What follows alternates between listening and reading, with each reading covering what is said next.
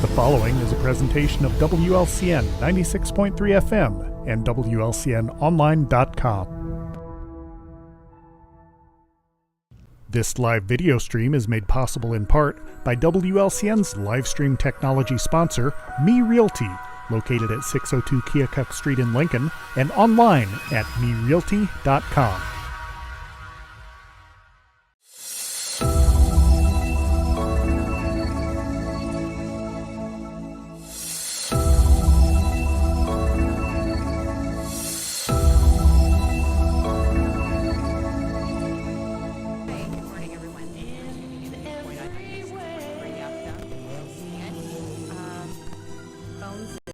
Numbers 217-648-5510, and what a great way to close out 2024 with our very own local Brad and Jennifer Luckhart in Nuthatch Hill. So welcome, thanks for coming to the Radio Ranch. Thank you for having us. Yeah, so how did you guys get to be where you are now? I mean, you guys got sauces and rubs and wonderful food and catering and I mean all the above. You know, this is something that, you know, Brad, we're going to do this right now, or it's grown, evolved, you know. So how did, I mean, you've been in business, what, 15 years almost? Yeah, 15 years. So how did how did this start? Where did this? It's been a very long road of some trial and error and success and great things, but Brad retired, and he'd always smoked, and you know, we both cooked a lot with our families, but we got to a point where with him being retired, he was cooking more and wanted something to do, so he started doing some competitions, and we were one of very few husband-wife teams, so we were a little different in that aspect. And usually it was a bunch of guys with their buddies and having a great time, and you know, we were just trying to do something together as a couple. But we did very well within that. And then so where all did you go to competitions for barbecue? So I mean, that's been 15 years ago. I mean, did you have to seek out competitions to go to? Because it seems like that's part of, you know, smoking has and competitions has grown quite a bit. So where did you start going to competitions? Just Kansas City Barbecue Society. We were a member of that, and then kind of followed their route. And you look at who has a great purse. Is it worth driving that far? Is it, you know, worth doing? Or who's going to be there? So because you become family and friends with everybody. And one thing the barbecue world did teach us is that everybody is very kind to each other and helps each other out. One of the best things one of our mentors told us was that, you know, it's a dying art, and that we all need to be, and you know, not so much now. Now it's a popular, what do I want to call it, pastime for some people, you know. But one of the things he said was to, you know, always be kind. Barbecue is family. You don't just take these aspects and do it. You live the aspects that you're supposed to, of being kind to people and being family and putting that in there. So when you started, you know, from what people see now, you know, some have like the green egg, you might want to call it, or, you know, right, portable smokers. When you guys started out, you just throw a grill in the back of the truck and said, "Here we are," you know. Beverly Hillbillies. Yes, everybody had fancy things, and we had a flatbed trailer with everything in totes strapped down. And I always said we looked like we came from the junkyard, and everybody else was so fancy, and we wouldn't sleep. Or then we finally thought we were in the big league because we had an enclosed trailer, so we had a place to sleep. Still no place to shower, but we had a place to sleep. So yeah, it was interesting, but we never could find any sauces or rubs on the market that we wanted to try. Everybody was using Blues Hog sauce and mixing and doing certain things, and we just wanted to stand out and be different. So we started making our own products, and we had a team of people that would come over and test and eat what we produced out when we were practicing. And I didn't get that memo that day. well, I know, right? I still got that book. Some of it was good. Some of, I mean, it was always good, but it was just different, you know. Like what you have to improve and Yeah. and do upon. Yeah, Brad's Uncle Perry it was like when it was rib day, he could always smell ribs from miles away, and you'd see him coming down the lane. So that led into, you've got how many rubs? We have 2 rubs and 2 sauces. We are coming up on about a year of our Carolina, our liquid gold. A year of having that out. We brought that out last year during the Illinois Products Expo. So we have 2 rubs, 2 sauces now. So, but when you think of rubs and sauces, some people think, for your rubs, it's just for meat. And really, it's not. You can put it on your vegetables too. Oh, Are yes, you yes. marketing that? I use them or think of them more so as both all-purpose seasonings. Yes, you can rub your meat with it, but you can put them on, in your vegetables, fried potatoes, our beef, Green beans, our beef green one, or beans. the anything goes. I put that in gravies, white gravies, when I make that. So a lot of people will, like our green beans, somebody will say, oh my gosh, your green beans, I don't know what you do to them, but they are so delicious. And it's just beef seasoning in there. So, who manufactures your products, your rubs and your sauces? Do we have Brad, out there in the kitchen bottling and mixing and cooking? So It used to be that way, but now we are on a commercial level, with being in larger stores. So you have to have that packed at a facility that's approved. So we have a true Illinois product, to where our products are actually made in Illinois, manufactured in Illinois, our businesses in Illinois, and we also use small businesses to make our products. So we try to keep everything on a small level, small batch, having respect for what a small business is as running one. We also try to give back to them too. Now, you mentioned the Illinois Products Expo, and some people have heard of it and actually have attended it. What actually is Illinois Products Expo? That would be all products that the businesses are originated in Illinois. So you can use it as a marketing brand as being an Illinois product, but if you're buying an Illinois product, you're actually giving back to a business that is within your state, within your area. It could be somebody local that you don't even know of that is doing this. And I mentioned the expo. That's in the spring of the year? Usually March. Usually yeah. in March. Department of Ag's actually the backer of all that. Department of Ag is. And so kind of lead somebody through, if they've never been down there in March. I believe it's at the Orr building there at the State Fairgrounds. Tell our listeners about the expo.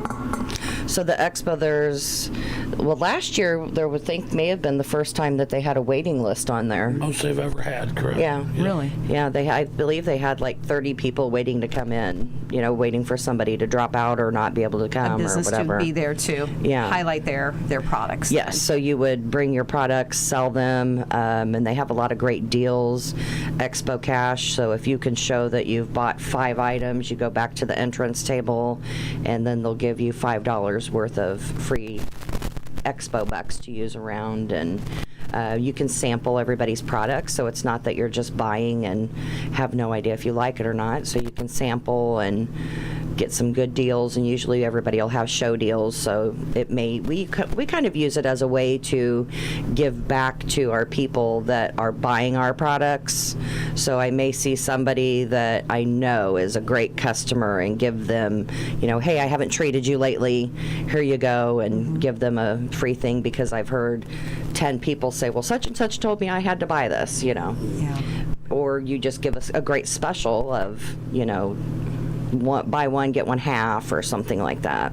So you see quite a few business owners, say like not just restaurant owners, but store owners coming through, and not just the regular community like me. Yes. Going what new foods are out, what new products are out from Illinois, but it's a good networking tool. So for our listeners, if they have something they're working on that they want to highlight, that'd be a good show to kind of go to. Oh, by far. There's a high attendance at it, regardless to the weather. Usually, they also use the morning time to have buyers come in. So before the event starts. So we're busy working in that morning with people that are like maybe the buying manager of a large chain grocery store, or you may have somebody that just has a small shop with assorted products in it and they want to have an Illinois products section. So there's also avenues at that show to get your product out there into more stores. So, and what kinds of foods do they have there? I know they have wine for our wine listeners. Yes. They do have a wine area. Yes, the grape growers are there with some wine and some Illinois wineries, so that's always a nice little perk too. There's everything from sweets and condiments and pizza. I believe there's some jerky pizza there too.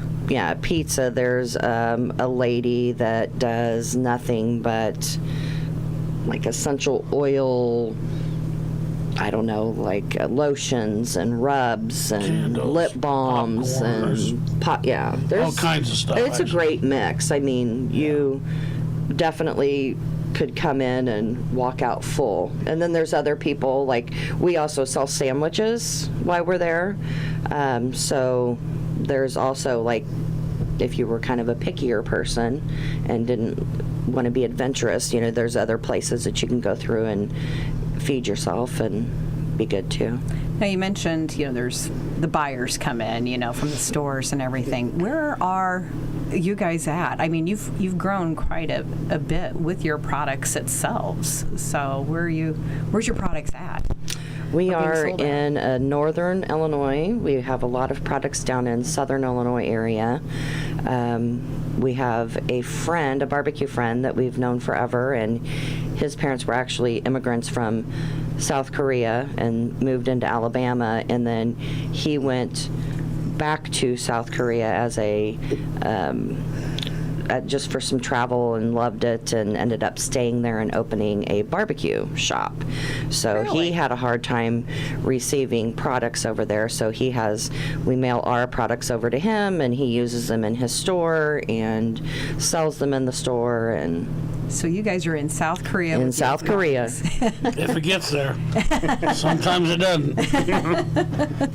Well, I know why. It's because Kim Jong-un in North Korea likes it so much, Right. may intercept it. there so. you go. So it's then we have a lot of local stores. It's easier, honestly, dealing, and I hate to say this, but dealing with smaller stores where you can go in and you can talk to the owner and you can talk to the manager and that kind of deal, where if I'm trying to get into a larger chain, I have to call somebody in Missouri and send them samples and hope they get back to me and that they actually try it. And so we just kind of try to keep it simple, not stressful, local places. And I know our Lincoln IGA has your products. Yes. Folks can if they want to buy them. And yes, and we have restocked in there since since the changeover with the grocery store. So they're full force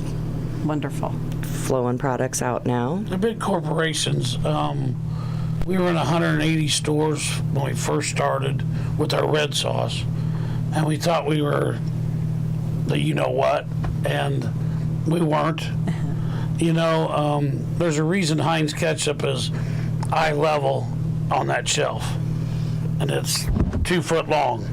They pay dearly for that, and I mean dearly.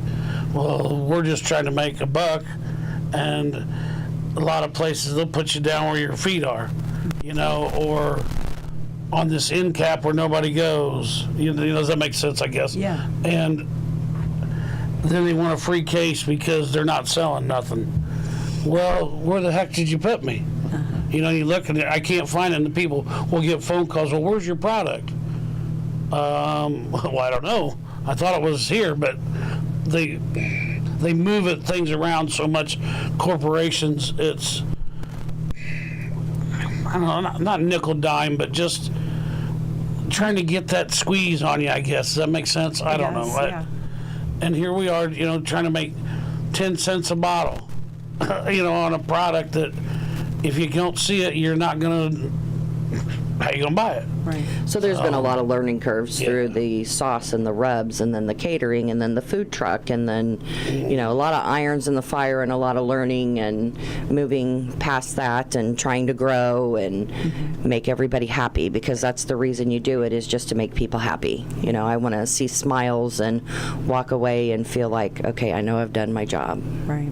Well, we're going to take a quick time out, pay some bills like Brad and Jen do with their sauces and rubs, and when we come back, we'll be back here with Brad and Jen Luckhart of Nuthatch Hill. This is Corporal Brian Clements with the Lincoln Police Department. This week, Lincoln-Logan County Crime Stoppers is seeking information in reference to copper gutters that have been stolen off churches in the last couple weeks. On December 6th at 1:54 p.m., 2 subjects stole a copper downspout off the Zion Lutheran Church at 205 Pulaski Street. They were both on bicycles, and one was wearing a Chicago Bears jacket, the other was wearing a tan coat and blue jeans. If you have any information on this crime, please contact Lincoln-Logan County Crime Stoppers anonymously at 217-732-3000 or the Lincoln Police Department at 217-732-2151. Tips leading to an arrest could receive a cash reward up to $1,000. Crime Stoppers only wants your information, not your name.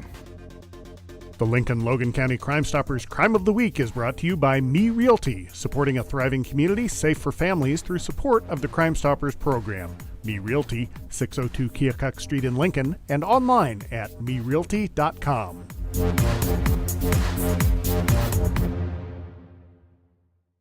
Whether you're buying or selling your home, the brokers of Me Realty will work with you to get the deal done. As one of Central Illinois' top producing offices for decades, Me Realty has the experience to guide you through the process. You want results?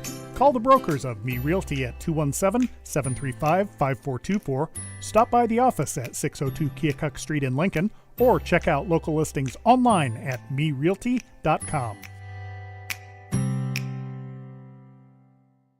Culver's is a family restaurant. To me, that means being the place that puts a smile on everyone's face. We're famous for our cooked-to-order butter burgers and frozen custard made daily inside our restaurants. But we've always believed more menu options mean more ways to brighten your day. We source the finest chicken to bring you our tenders and chicken sandwiches. And our cheese curds. They're a Wisconsin tradition we're proud to share with you. So take the next meal shift off and let us take care of you. Welcome to Delicious. Culver's, home of the Butterburger, 2530 Woodlawn Road in Lincoln. Full Gospel Evangelistic Center makes an impact locally and beyond through a wide range of events, ministries, and outreaches. Pastors Steve and Debbie Owens invite you to worship Sunday mornings at 10:30 and attend Wednesday night Bible studies at 6:30. Connect with FGEC online, follow them on Facebook, download their app, and visit their new website at myfgec.org with live YouTube video streams as well as recordings of services and special events. Full Gospel Evangelistic Center, 304 North McLean Street in Lincoln.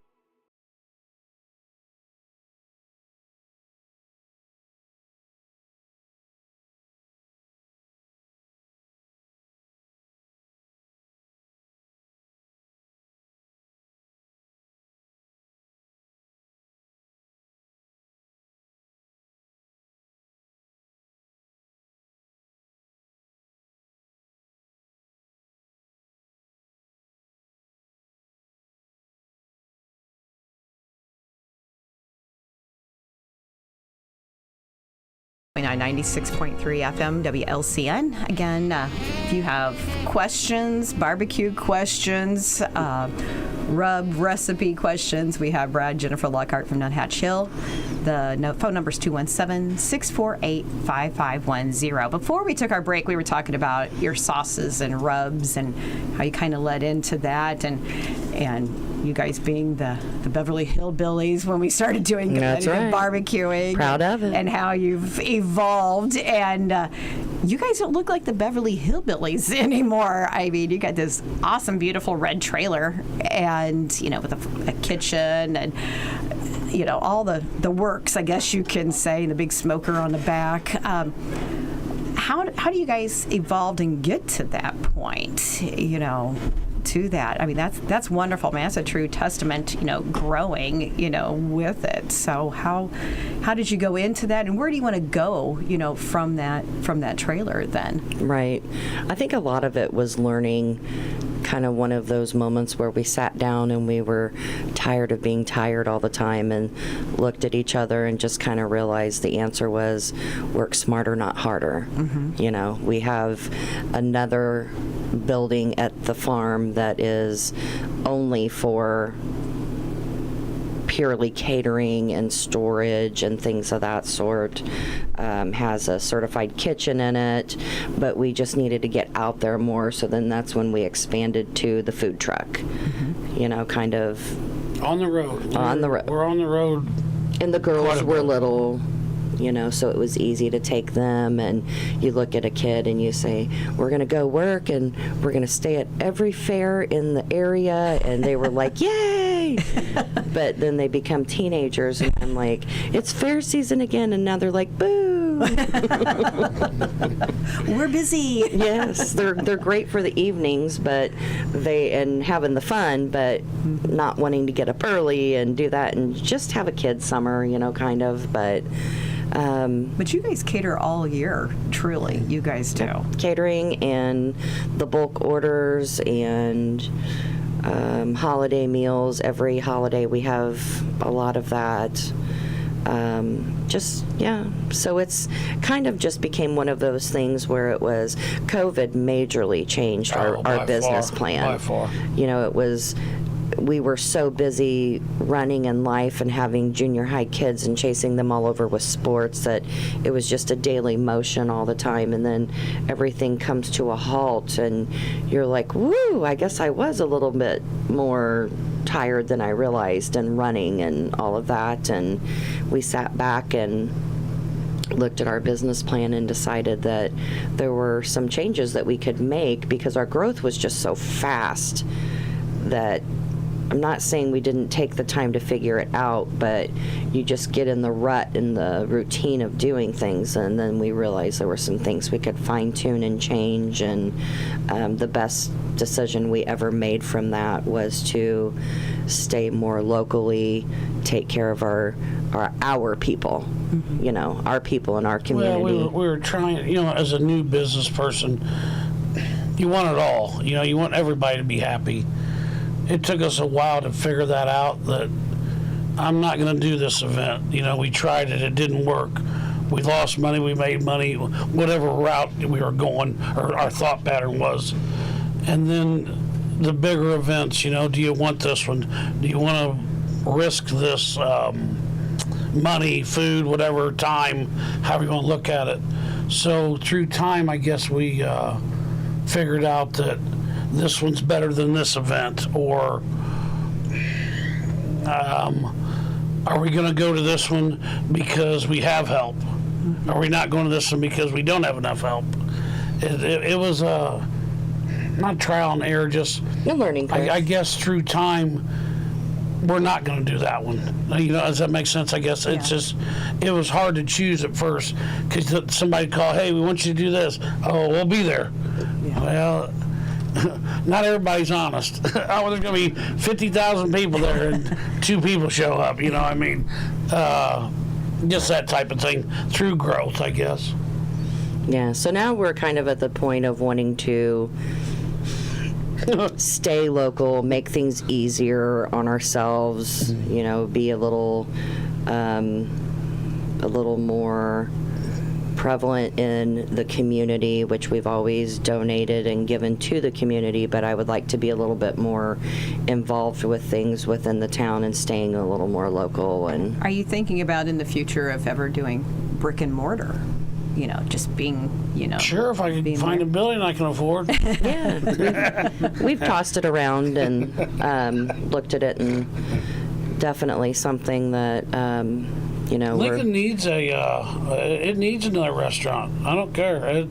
We're both definitely getting older and tired of the It's a lot It's a lot of work. to flip the trailer, to get the trailer ready, to stock the trailer, to move the trailer, to set the trailer, to break the trailer down, to bring it home, and then you have to flip it again, and it's just A lot of humping. Just sometimes we have a week in between events, but it's 7 days of breaking down and cleaning and preparing and all of that.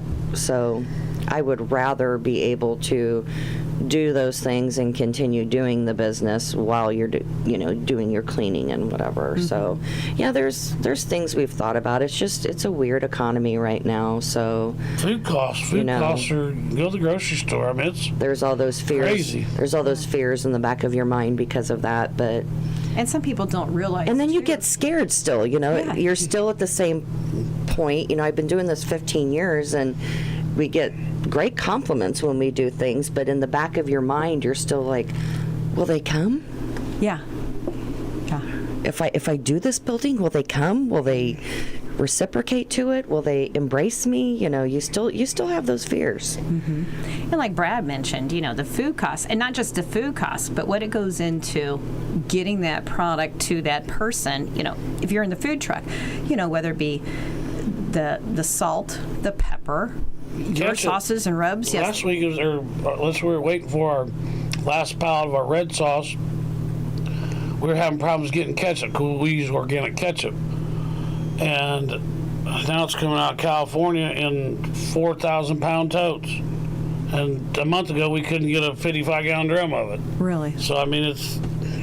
Well, then also, too, It's just goofy. that styrofoam container. I think you and I talked that one day. Yeah. I called you up, and you were fit to be tied, Jen, because there was a shortage, on that styrofoam container. The great styrofoam shortage. Yeah, that you could not, that you hand somebody that product. Well, the it was meal. so crazy for a while there because you never knew what it was going to be. Like butter, you can't get butter. There's no butter shortage. It's a plastic shortage, so you can't get the individual butter dish things. So it was crazy there for a while. But yeah, my thing with stepping beyond the trailer would be that there's only so much room in there, and there's only so many things you can serve.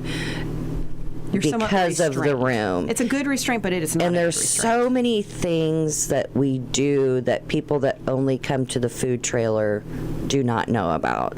Where on the catering side, a lot of people get to see that if they're having our catering at the events, that we go beyond that. But then there's other things that we do that we put out of the trailer that we could, but you got to be consistent so people know what you have every day and all that. So it's hard, but there's other things we would like to showcase through the trailer. We like our whole hogs. We do whole hogs, and it's a great party. I mean, I don't care what anybody says. If you like it or don't, there's something about that pig laying there and like, is that real?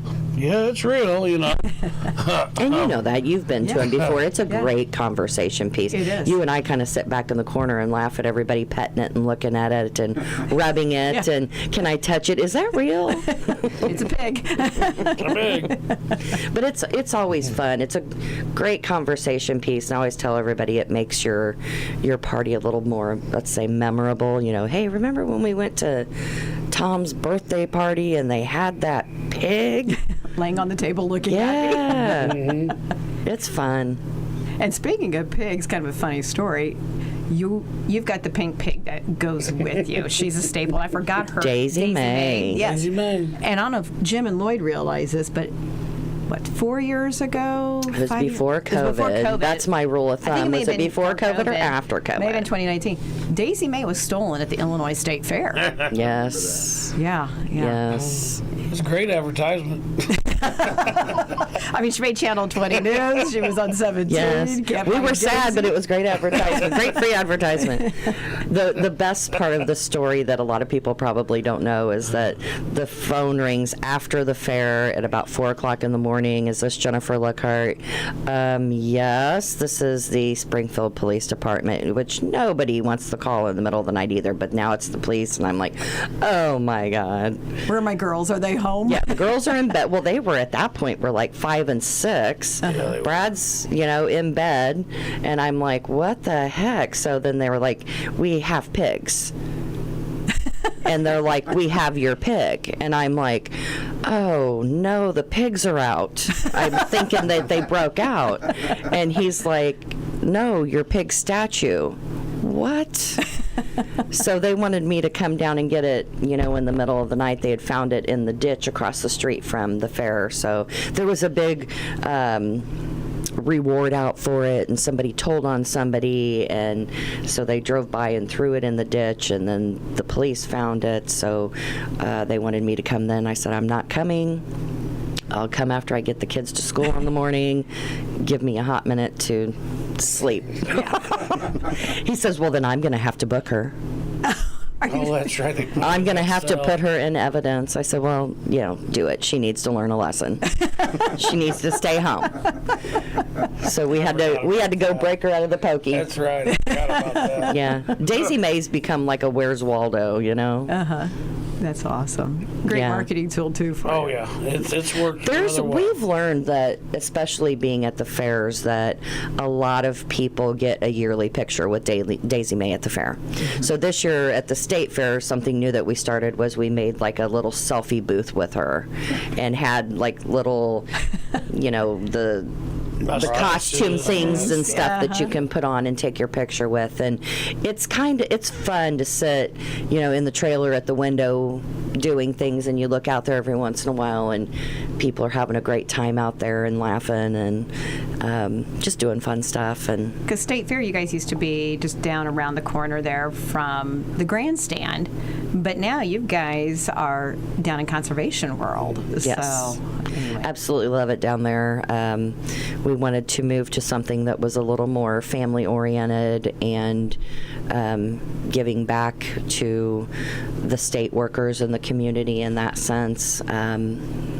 Help them educate about Department of Natural Resources, about nature, things of that sort. So we've become pretty involved with them. We actually we took starters off of a bunch of trees down there, and Put some signs one up. of them was one that was one of the first trees that went up into space. And then they got a start off of it, and then we planted the trees, and then we put signs at the trees that tell about the history of the tree and where it came from. One was from Elvis Presley's yard, different things like that. All the different varieties. Yeah, so we've tried to, to give down there, to give to the youth of, to educate them. Awesome. Wonderful. You got any questions?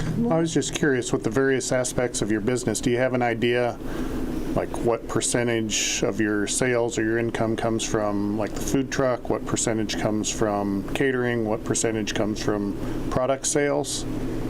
I would say our food truck is probably about, it's our larger percentage.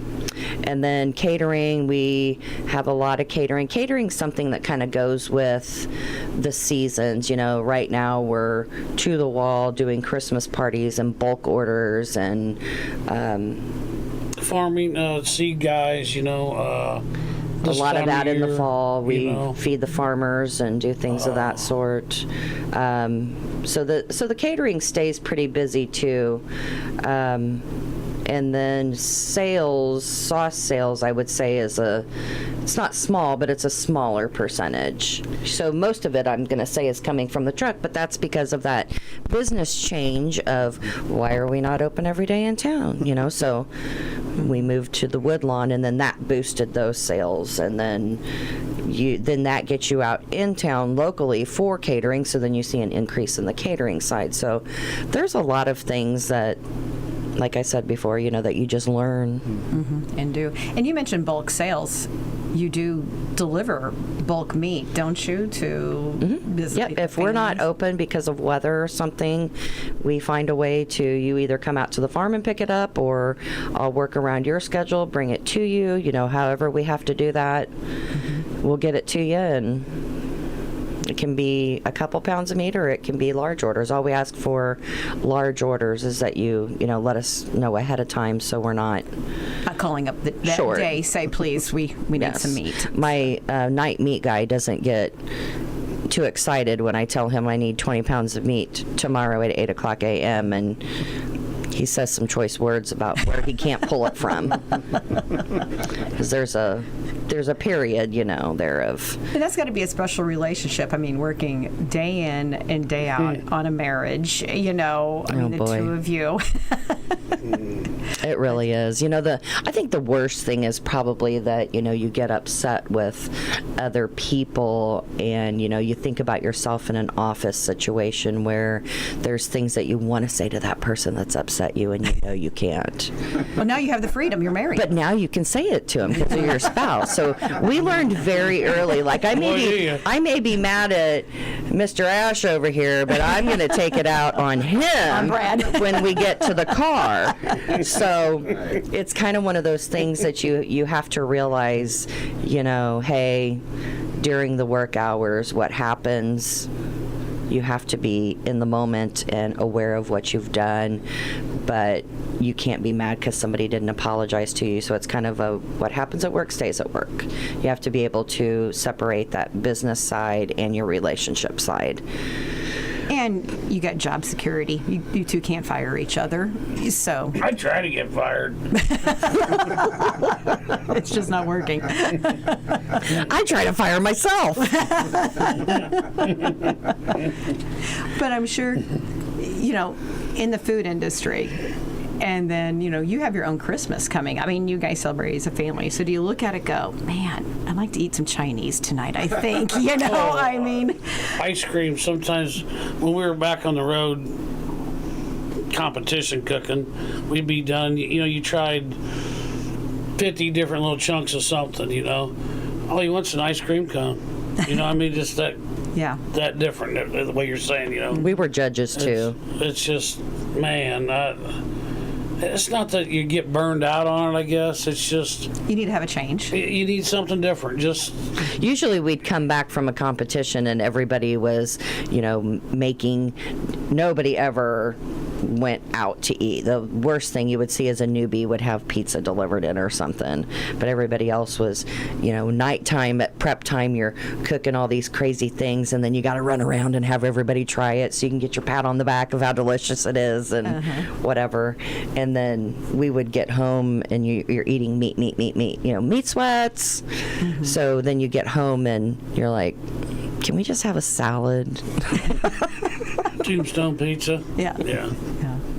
Do you guys still do competitive barbecuing then, or We do a little, but not as much, just because we are so your business is evolved. busy with everything. Yeah, and a competition, honestly, it's one day of smoking and turning in the next day, 2 days of smoking, but turning in the next day, and then your awards ceremony at that night. But that's 2 days of prep before you leave, and then so it becomes like a 4 or 5 day thing of getting ready. I feel like when we were going hot and hard that we would get back on a Saturday night, rest Sunday, clean everything, and then have 2-3 days and then flip it. I mean, you could definitely make it like a job.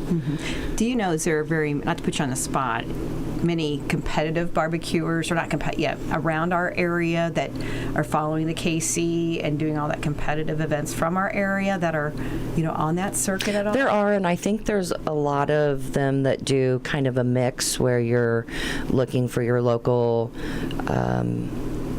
backyard barbecue things where you're not doing the larger meats, you're doing the chicken and the ribs, and then It's expensive. It's an expensive hobby. Expensive, when you're looking at a brisket that you're going to cook, a Wagyu prime brisket right now, that's what we cook. They're $100, $300. And if you really don't know how to cook them, you're shit out of luck. I mean, you messed them up. Yeah.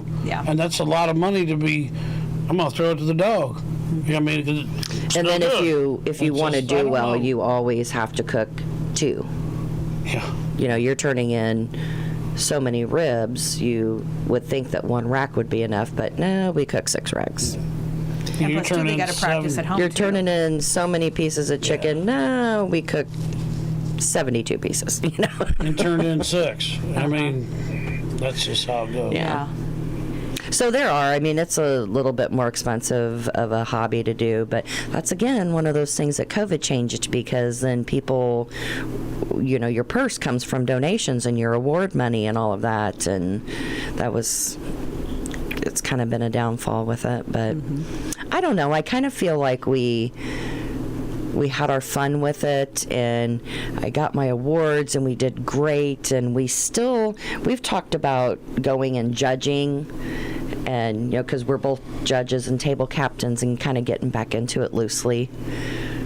It seemed like, you mentioned COVID, it seems like now there's more and more, unless it's becoming more aware, different food trucks of different food, like you said, the ice cream, Mexican, we've got the Japanese hibachi there, on Woodlawn Road with his food truck. It just seems like more and more food trucks are evolving. Have you guys noticed that? Oh, absolutely. And I think it's a great way, if you're interested in something, to kind of dip your toe in the water. It's not cheap by any means, but it's a great way to dip your toe in the water and see if, do I like this? Am I interested in this? Do I want to do this every day? It's just like any other hobby. It's different when you're doing it daily, and it's not a hobby now. It's your business. It's your life. It's your life. And that investment too. Right. In a trailer, you're always going to have insurance. You're always going, you're always going to have food costs, labor costs. You don't have that brick and mortar expense. You can move if this spot ain't working. Go try a different spot. And the areas, in the cities, there's been food truck in the big cities forever, because there isn't enough eating joints. Well, now the smaller communities, okay, I'm gonna try it. You can try it, because if you got some money, you don't have to have the big fancy stuff, to serve a good whatever cheeseburger. I don't care what it is, hot dog, whatever. And if you do have a brick and mortar, then your food truck is a great way to, if you'll notice, you've seen more restaurants that have a food truck as a way of offering a catering service, or being able to go to parties, get out there, market your advertising for them. Yeah, market your business, things of that. Like if I ever did open a brick and mortar, I would still have my food truck just simply for that. Neat. Yeah. You guys have any questions at all or anything? So, well, Brad, Jennifer, Luckhart, if somebody wants to order sauces, rubs, talk to you about catering, bulk meat, Christmas is next week. The following week we have, New Year's Eve parties, folks are, sitting home and I don't want to cook. How do they even on football game days, How do they get a hold of you guys? They can call me at 217-737-3468. Get a hold of me and let me know what you're interested in, and we can work it out. One thing a lot of people also don't know with our catering is that we do offer customized menus, with a misconception, I think, of everybody thinking everything is smoked.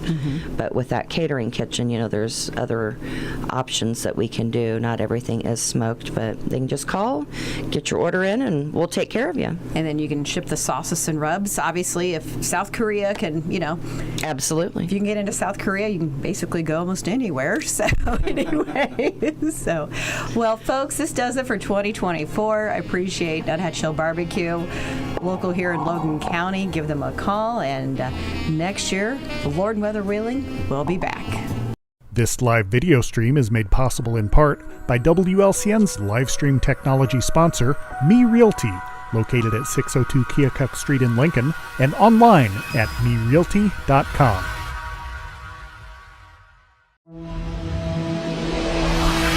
The preceding program is a presentation of WLCN 96.3 FM and WLCNonline.com.